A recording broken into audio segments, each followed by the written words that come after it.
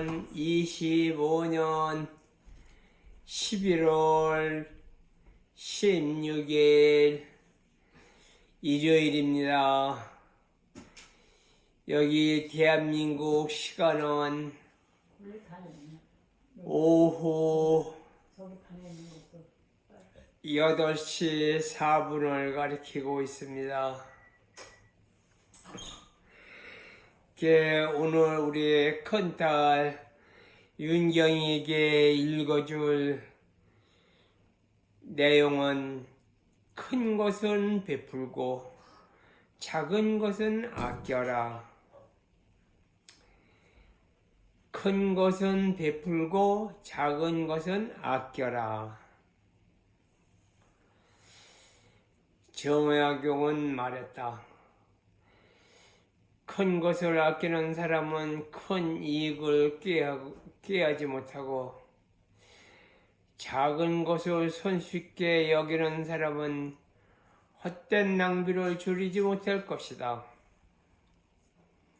그의 말처럼 큰 것을 아끼는 사람은 종종 큰 이익을 꾀하지 못한다.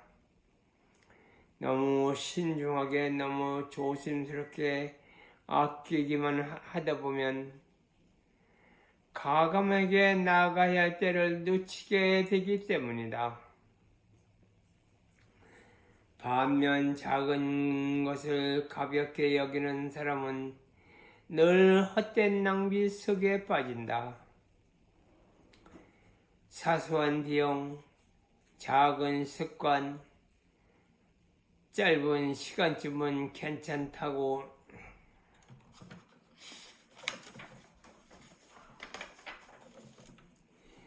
넘기다 보면 결국 그것들이 쌓여 커다란 소실로 들어오기 때문이다. 이는 단지 돈에 대한 이야기가 아니다. 우리의 시간, 노력, 기회, 심지어 인간관계까지 해당된다. 예를 들어 큰 결정을 앞두고 매번 머뭇거린다가 끝나는 사람이 있다. 잘못될까 두려워 도전하지 못하고 조금이라도 손해볼까봐 나가지 못하는 것이다. 하지만 진짜 큰 이익은 때때로 위험을 감수하고 한 걸음 내디딘 사람에게 주어진다. 반대로 어떤 이는 작은 것을 너무 무감각할 정도로 쉽게 생각하는 사람이 있다. 고작 몇 분이라며 시간을 낭비하고 굳이 화를 내지 않아도 되는 상황에서도 감정 소비를 하며 작은 말 한마디를 대수롭지 않게 넘긴다. 하지만 그 무심함이 결국 스스로를 지치게 만들고 무너지게 만든다. 그래서 우리는 이 두 가지를 함께 잘 보아야 한다. 과감하게 나아가야 할 때에는 큰 것을 아끼느라 움츠려들지 말고 사소한 것이라 여겨지는 일일수록 더 꼼꼼하게 살펴야 한다. 큰 것은 판단의 용기고 작은 것은 태도와의 습관이다. 이 둘을 균형 있게 살 줄 아는 사람이 무엇이든 해내는 사람이 되는 것이다. 결국 소중한 건 크고 작은 것을 나누는 기준이 아니라 그것을 대하는 우리의 태도다. 크다고 해서 무조건 움츠려들 필요도 없고 작다고 해서 무시해도 되는 것도 아니다. 용기를 내야 할 순간에 망설이지 말아야 하며 소소한 일상 속에서는 자잘한 습관 하나라도 소중히 여겨야 한다. 큰 도전은 한순간의 결심에서 비롯되지만 그것을 뒷받침하는 힘은 매일의 작은 상황에서 나오는 법이다. 인생은 늘 선택의 연속이고 선택이 쌓여온 나의 방향을 만든다. 그러니 이제는 크다고 피하지 말고 작다고 흘려보내지 말자. 무엇이든 진심을 담아 다루는 태도에서 인생의 진짜 무게와 가치가 만들어진다.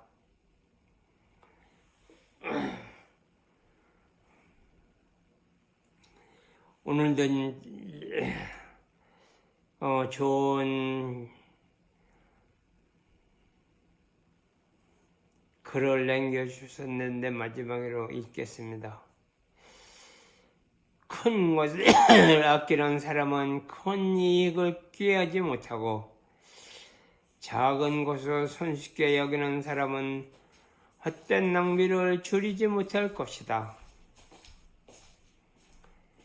큰 것을 아끼는 사람은 큰 이익을 꾀하지 못하고 작은 것을 손쉽게 여기는 사람은 헛된 낭비를 줄이지 못할 것이다. 오늘은 여기까지입니다. 오늘은 내용이 좀 짧아서 아마 다른 때보다도 시간이 많이 남을 것 같아서 한 가지를 더 읽어주겠습니다.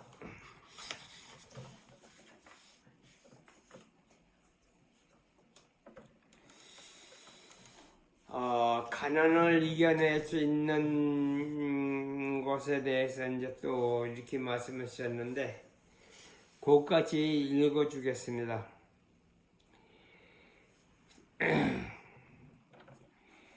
정약용은 자식들에게 가난을 이겨낼 수 있는 방법에 대해 이렇게 말했다.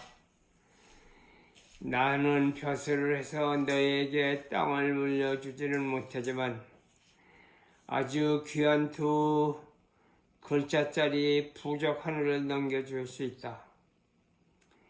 이것은 너의 삶을 풍요롭게 해주고 가난을 이겨낼 수 있도록 도와줄 것이다. 그 2글자는 바로 부지런함과 검소함이다. 이 2글자는 아무리 좋은 발보다도 더 귀한 것이어서 평생을 써도 다 써버릴 수 없는 계산이다.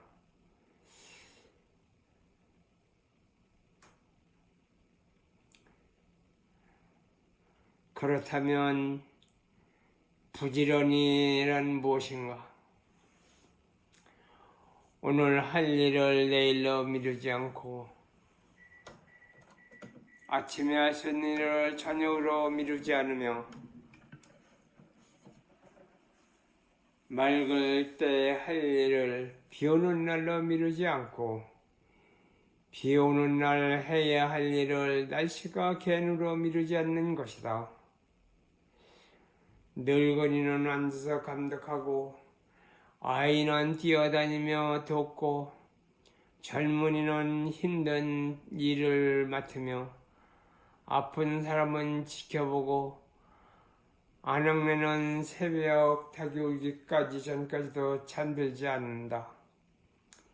이렇게 온 집안의 남녀가 누구 하나 게으름 피우지 않고 항상 빈틈없이 부지런하다면 그것이 바로 근이다.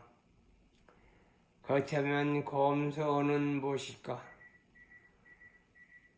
먼저 옷부터 보면 옷은 몸을 가릴 수 있으면 되는 것이다.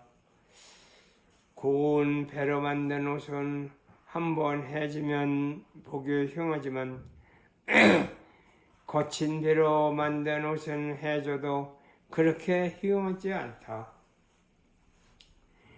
옷 한 벌을 만들 때마다 오래 입을 수 있을지를 먼저 생각해야 한다. 그렇게 하지 않으면 옷이 쉽게 해지기 때문에 차라리 고운 옷 대신 거친 옷을 고르는 것이 낫다는 생각이 드는 것이다. 음식도 그렇다. 음식이란 단지 생명을 유지하기 위한 것이다. 아무리 맛있는 음식도 입에 들어가는 순간 더러운 것으로 변한다.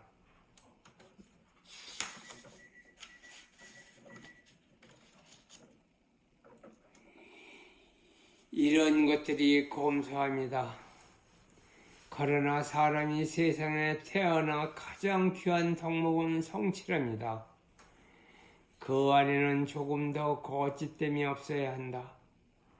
하늘을 속이는 것이 가장 큰 죄이며 임금이나 부모를 속이는 것도 죄이고 농부가 농부를 속이거나 장사꾼이 장사꾼을 속이는 것도 모두 죄악이다.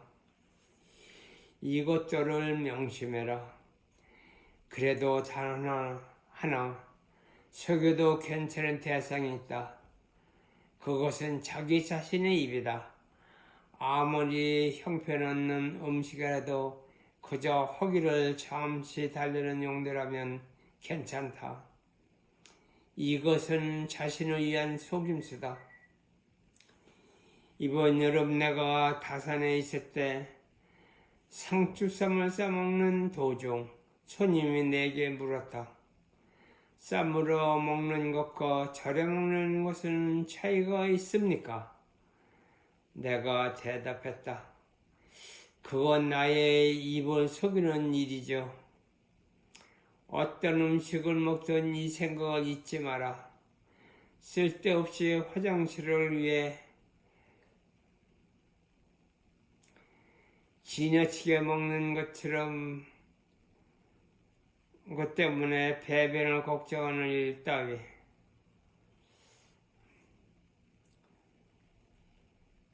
이러한 생각은 지금 당장의 어려움을 이겨내는 데에도 도움이 될 뿐 아니라 아무리 높은 벼슬을 지낸 사람일지라도 가정을 다스리고 몸가짐을 바르게 하려면 근과 검이라는 두 글자를 가장 먼저 마음에 새겨야 한다. 그러니 너희는 이 말을 반드시 깊이 새겨두라. 정약용이 자식에게 남긴 이 글은 단순한 식습관에 대한 조언을 넘어 삶을 어떻게 살아야 하는지에 대한 깊은 철학을 담고 있다. 그가 만약 자기 자신의 입은 속여도 된다는 말 속에는 욕망은 절제하고 자기를 다스리는 지혜가 숨어 있다. 맛있는 음식을 쫓기보다 허기를 달래는 정도로 만족할 줄 아는 태도.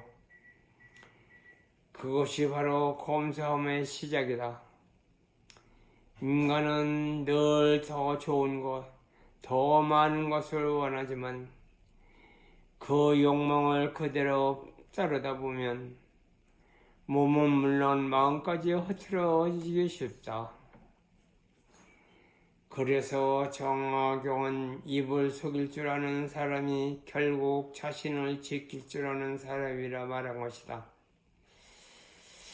이와 함께 강조한 큰 삶의 방향을 잊지 않게 해주는 나침판이나 하루를 헛되이 보내지 않기 위해 부지런함이 움직이고 작은 일도 소홀히지 않는 자세는 결국 인생의 미끄럼이 된다.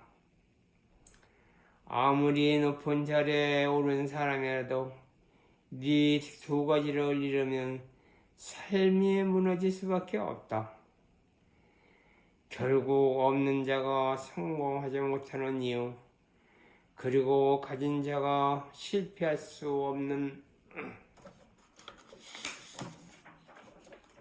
이유는 이런 점 때문이다. 그러니 큰 뜻을 품었다면 정약용이 말했듯이 근면함과 검소함이라는 두 글자를 먼저 마음에 새겨보자.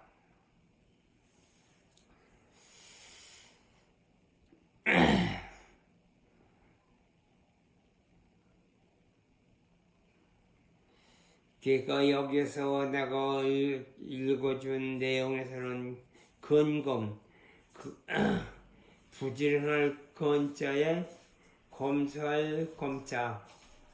그러니까 부지런하고 검소를 한 사람은 절대 누구한테 뒤지지 않고 떳떳하게 잘 살아갈 수 있다는 뜻이다. 그래서 정약용 선생님은 이런 말도 남겼습니다. 가난을 이겨낼 수 있도록 도와줄 두 글자는 바로 부지런함과 검소함이다. 부지런할 건자와 검소할 검자입니다. 내가 여지껏 읽어준 중에서 오늘 읽어준 이 내용은 정말 가슴에 와서 닿는 말인 것 같습니다. 그러면 오늘은 여기서 모든 걸 맺고 우리도 먼저 들어가서 잠자리 준비를 해야겠습니다. 우리 독일에 있는 우리 이은경 내에게 응원을 보내고 앞으로 부디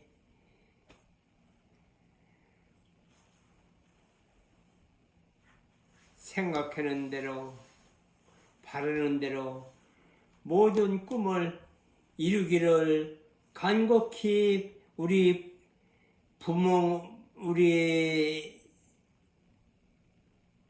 가족은 응원하겠습니다. 우리 이은경 만세를 한번 외치겠습니다. 우리 이은경 만세! 만세! 우리 이은경 만세! 만세! 이은경 만세. 소원을 성취하다! 성취하라! 만세! 뽕!